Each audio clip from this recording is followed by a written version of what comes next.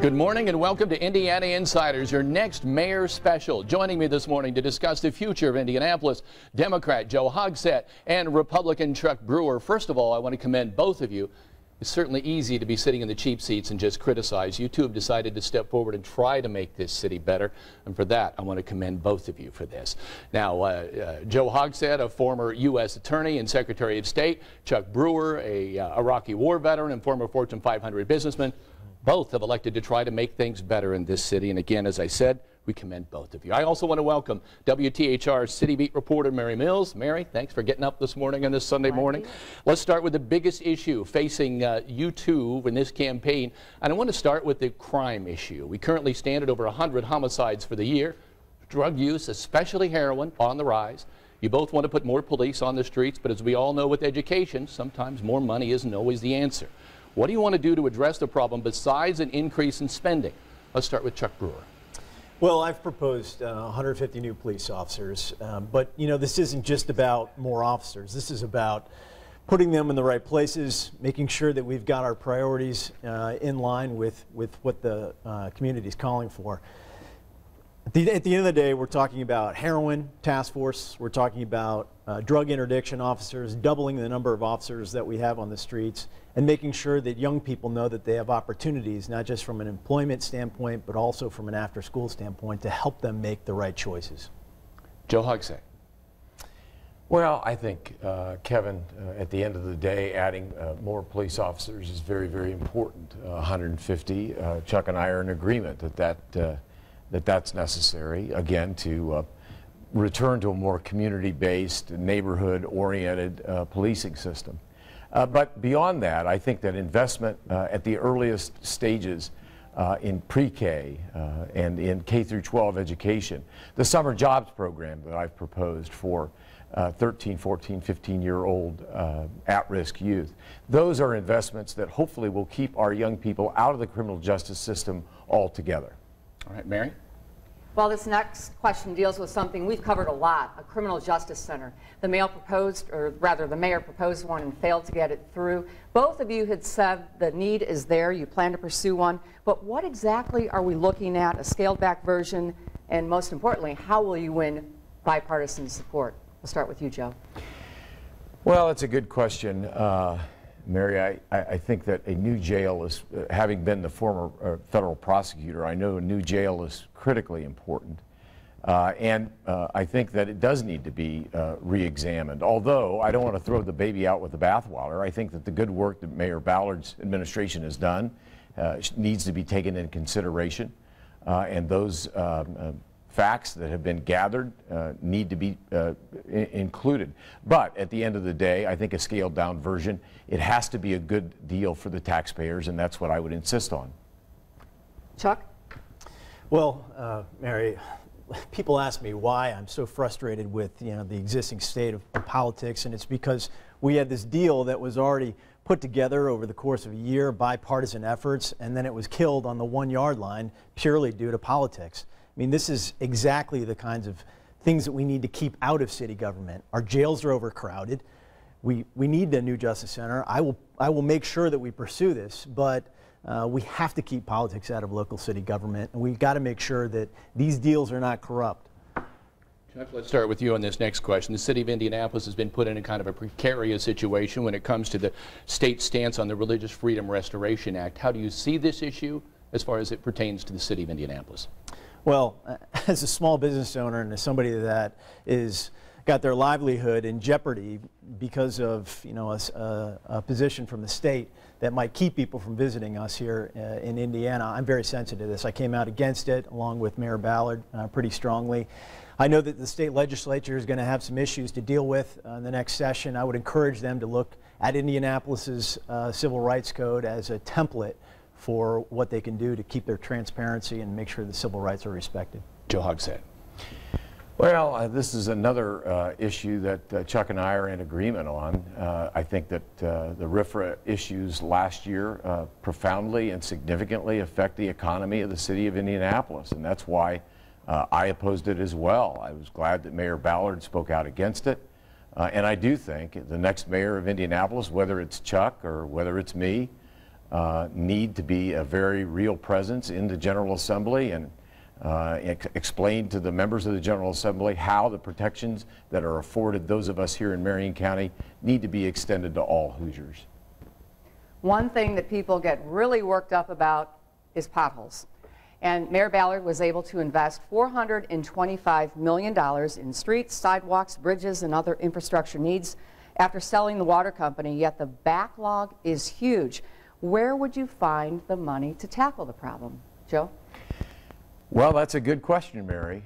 Infrastructure needs never go away, and they need to be prioritized. So as mayor, if elected, I would work not only here at the local level with the revenue sources that we do have currently for infrastructure needs, but also with our state and federal partners. I want to be very aggressive.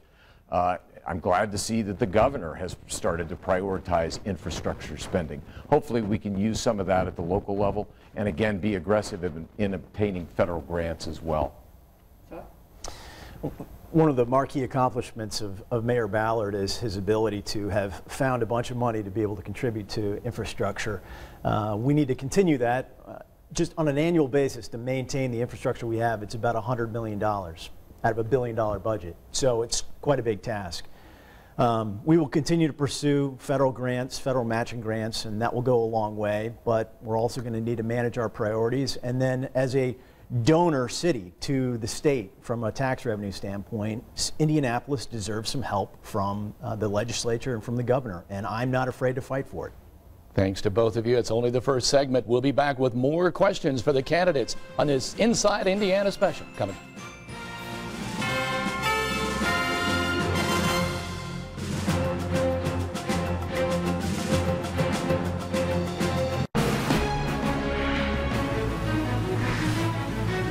Good morning and welcome back to Indiana Insiders, your next mayor special. Again, I'm joined by Democrat mayoral candidate Joe Hogsett and Republican mayoral candidate Chuck Brewer and City Beat reporter Mary Mills. Good morning and welcome back.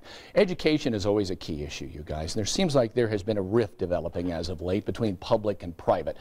How do you believe this rift will play out in Indianapolis, and how should it? Let's start with Joe. Well, I think that the mayor of the city of Indianapolis is uniquely well positioned to help reform education, providing quality educational opportunities for all of our kids, primarily because of the mayoral sponsored charter schools. I, as mayor, if elected, would seek to make sure that those charter schools are providing the same quality that are expected of our traditional public schools. As mayor, if elected, I would also be a cheerleader for public education generally in the city of Indianapolis. I think that the mayor's role is a very important one to bring people together and then at the end of the day make sure that all of our kids are getting the quality education they deserve. Chuck. Well, at the end of the day, this is a very simple issue. We have to create the kind of city that has education and great education for kids no matter what neighborhoods they live in or how much money their parents make. There are 11 different school districts in Indianapolis. There are 174,000 kids that go to our public schools, and only half of those kids go to schools that are considered by the state to be high quality. We cannot wait for our public school system to get up to speed to produce good quality education. We've got to step in and make sure that parents have options, and that whether that's innovation schools or charter schools. And this is another key issue. As you both know, the city has thousands of vacant houses. They're seen as a blight, a nuisance, a place where drug dealing and crime occurs. And yet the process of getting ownership to rehab, tear them down, whatever, can be very difficult. What would you both do to address the problem? And we'll start with you, Chuck.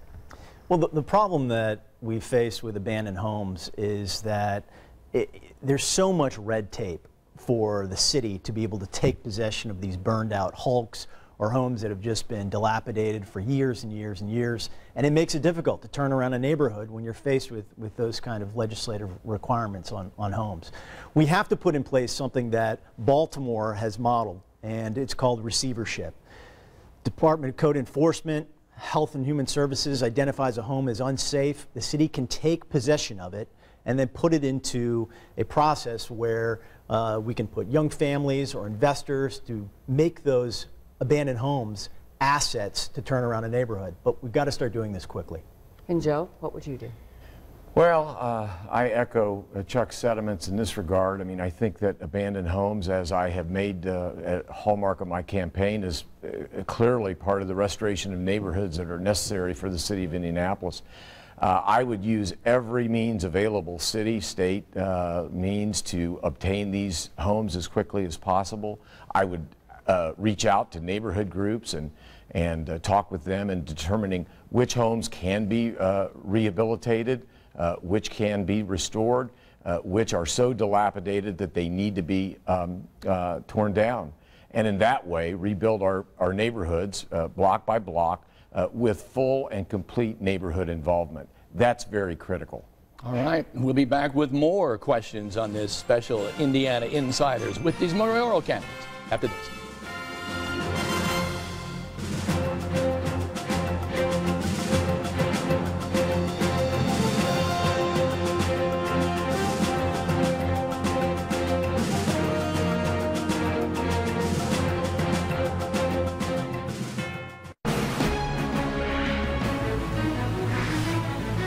Good morning and welcome back to Indiana Insiders, your next mayor special. Again, I'm lucky enough to be joined this morning by mayoral candidates Chuck Brewer on the Republican side and Democrat mayoral candidate Joe Hogsett and City Beat reporter Mary Mills as well. Indianapolis is home to several big headquarters, and the interesting thing is obviously we always want to attract more. The point is, how do we do that and how far are we willing to go in incentives to make that happen? Joe, let's start with you. Well, Kevin, a robust economic environment is critical to the long-term health and well-being of our city. We do have great corporate presence here in Indianapolis, but more is needed. And I think the key to economic development in the 21st century is talent recruitment. It really comes down to attracting as talented a workforce as we can get, because when we have talented people here, businesses will follow. So I would seek to improve the environment, make Indianapolis as welcoming and as hospitable a place for young workers, and in that regard, hopefully businesses will follow and the economy will prosper. Chuck Brewer. Well, look, as a business owner and as a former Fortune 500 executive, I can tell you exactly what I think about giving away tax abatements or tax dollars to companies to attract them here. At the end of the day, this is a race towards the bottom. Every city in America does this, and it's okay if you're trying to develop something, but our downtown is doing just fine now. The real focus that we need to have as a city is to create the kind of place, the kind of success where companies want to move here, not because we're giving away the farm, but because this is a great place to find talented workers, live and raise a family. And at the end of the day, that's what we're trying to do. I think we've given away enough tax dollars. Now's the time to focus on creating a great quality of life. Blue Indy is the mayor's electric car sharing program. It's been a source of controversy from how the city's been funding it, its portion of that, to the charging stations and where they've gone, and some businesses and drivers have been upset with the lack of parking. Where do you both stand on this issue? Chuck, we'll start with you.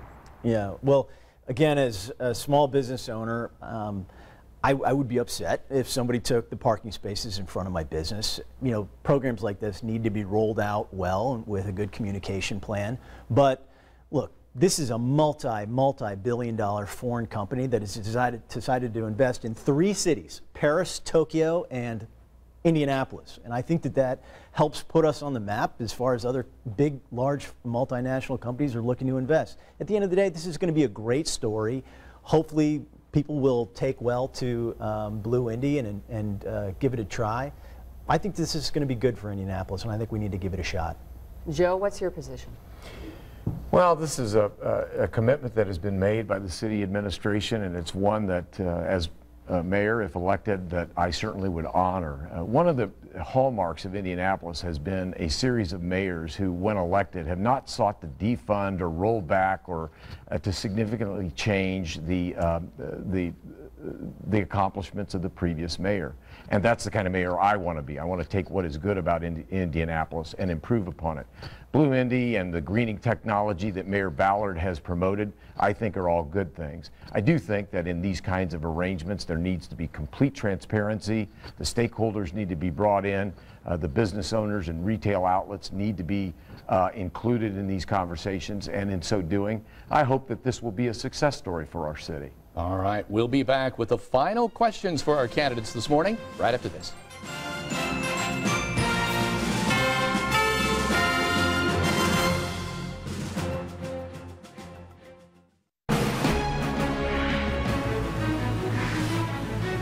Welcome back again to Indiana Insiders, your next mayor special. Again, joined by Democrat Joe Hogsett, and Republican Chuck Brewer, and City Beat reporter Mary Mills this morning. Welcome back. Since I cover the State House, I'm always curious about how a potential mayor might deal with that situation. When you look at the City Council, it's pretty obvious you have Democrat council to work with. You go to the State House, it's Republican. And both can be lethal. Joe, let's start with you. How would you deal with these? Well, I think that's a very good question. The next mayor of Indianapolis needs to lead, and lead boldly, both in the City County Council and in the halls of the General Assembly. The truth is that during the 4 years I served as the United States Attorney, I was completely non-political. And I think that that sent a very powerful message to people on the City County Council and the General Assembly that that's precisely the way that I would conduct myself as mayor. I want to usher in an era of post-partisanship for the city of Indianapolis, so that ideas are not considered, whether they be in the City Council or in the General Assembly, not as Republican ideas, not as Democratic ideas, not as Hogsett ideas or Ballard ideas, but rather they're good ideas or bad ideas. And I think that the apolitical nature of serving as U.S. attorney gives me credibility to make those arguments before those bodies. Chuck Brewer? I've spent a career in business and in the military, and I've always developed teams that are highly effective, but based on getting all the best ideas around the table. As everybody knows, I'm not a politician. I haven't been involved in politics my whole life. I am focused purely on making sure that Indianapolis continues the progress that it's had over the past 8 years. And to do that, you have to assemble a diverse team, and I plan to do that in my administration.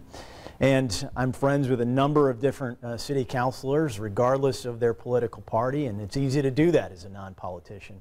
I'm looking forward to the opportunity to work with them and make sure that their ideas for their constituents are heard and put in place. It is Sunday, a big day for football. And as you know, the professional sports teams in the city have all relied on taxpayer dollars to build and maintain their stadiums. The Indy 11 is expected to ask the city for help in building its new stadium. What's your position on subsidizing professional sports, especially when critics say there are so many other pressing needs in the city? Joe, we'll start with you. Well, I think that Indianapolis's economy, particularly downtown, has been built in no small measure by sports entertainment. And so I'm a proud Colts fan and a proud Pacers fan. Soccer is growing. The Indy 11 has an important presence that need to be considered. At the end of the day, Mary, though, the answer to your question is it has to be a good deal for the taxpayers of the city of Indianapolis. Any kind of city incentive, any kind of city support for those teams that we all cheer for and that we all love and that bring in so much money to our downtown economy, that's important. But if they ask for more city assistance, then the simple question is it a good deal for the taxpayers? That's how I'd analyze it. And Chuck, where do you stand?